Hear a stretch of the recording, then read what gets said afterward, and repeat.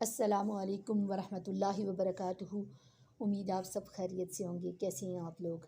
اور ہم الحمدللہ تجوید کا چیپٹر پڑھ رہے تھے، چیپٹر 2 پڑھ رہے تھے، ٹاپک 2 مبادیات علم التجوید کے۔ کسی بھی علم کو جاننے کے لیے 10 نکات جو ہوتے ہیں وہ ضروری ہوتے ہیں، تو ان میں سے ہم نے الحمدللہ 5 پہلے پڑھے تھے، 5 آج پڑھیں گے۔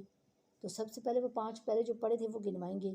الحد، اس کے بعد پڑھا تھا الموضوع، اس کے بعد پڑھا تھا الثمرہ، اس کے بعد نسبہ، اس کے بعد فضیلہ، اس کے بعد انشاءاللہ آج ہم نمبر 6 پڑھیں گے۔ تو نمبر 6 پہ کیا ہے؟ الواضح۔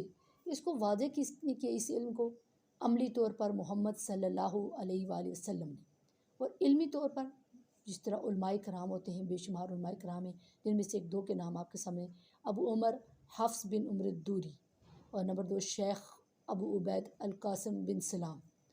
یہ 2 کے نام میں نے گنوا دیے۔ اور اس کے بعد نمبر 7 آتا ہے الاسم۔ اس علم کا نام کیا رکھا ہے؟ علم التجوید، فن التجوید۔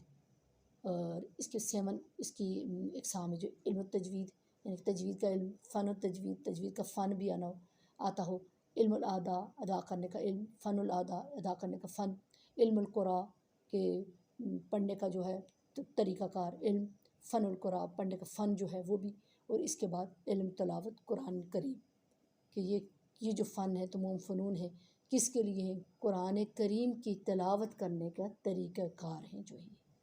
اس کے بعد نمبر 8 آتا ہے الاستمداد، کہ اس کے سورس کیا ہے، کس سورس سے یہ ہمارے پاس پہنچا؟ رسول اللہ صلی اللہ علیہ وآلہ وسلم سے تواتر کے ساتھ یہ منقول تلاوت ہے، کہ جبرائیل امین لاتے رہے تواتر کے ساتھ، آپ صلی اللہ علیہ وسلم سے منقول ہے۔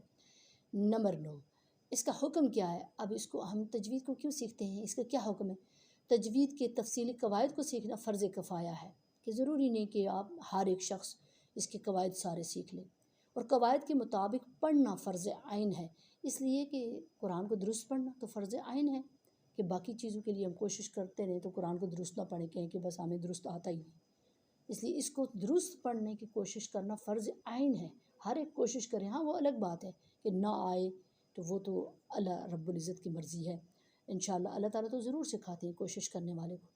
اور اس کے قواعد کو تفصیلی سیکھنا، لکھنا، پڑھنا، اتنے، اور بہت سے لوگ ایسے بھی ہیں جو قواعد کو تو سیکھ لیتے ہیں لیکن اس کے مطابق ادا ورڈ جو ہے، الفاظ جو ادا نہیں کر سکتے۔ تو کیا ہے؟ اس کے مطابق قرآن کو پڑھنا فرض عین ہے، یعنی کہ قرآن کو درست پڑھنا فرض عین ہے، اور اس کے متعلق جتنے بھی قواعد و ضوابط ہیں ہمیں ان کا پتہ ہونا چاہیے، کہ اس طرح ہم نے پڑھنا، لکھنا، اور ضروری نہیں ہے، یہ فرض نہیں ہے، کیونکہ سارے لوگ تو پڑھے لکھے نہیں کہ اس کو لکھ سکیں گے۔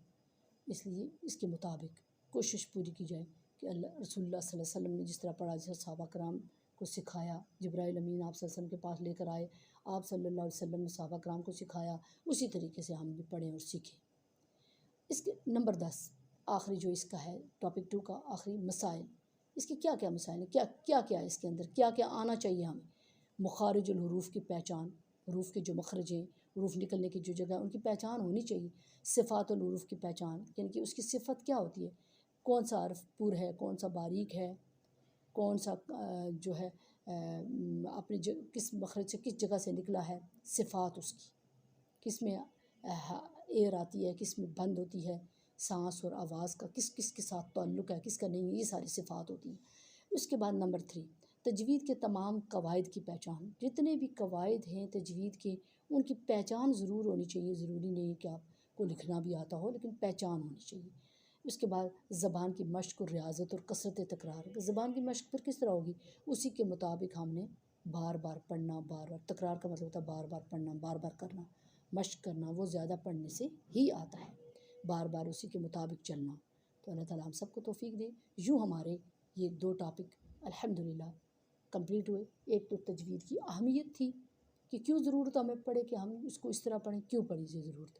دوسرے اس کی کسی بھی علم کو حاصل کرنے کے لیے جو کچھ نکات ہوتے ہیں وہ یہ 10 نکات تھے۔ انشاءاللہ اگلے ٹاپک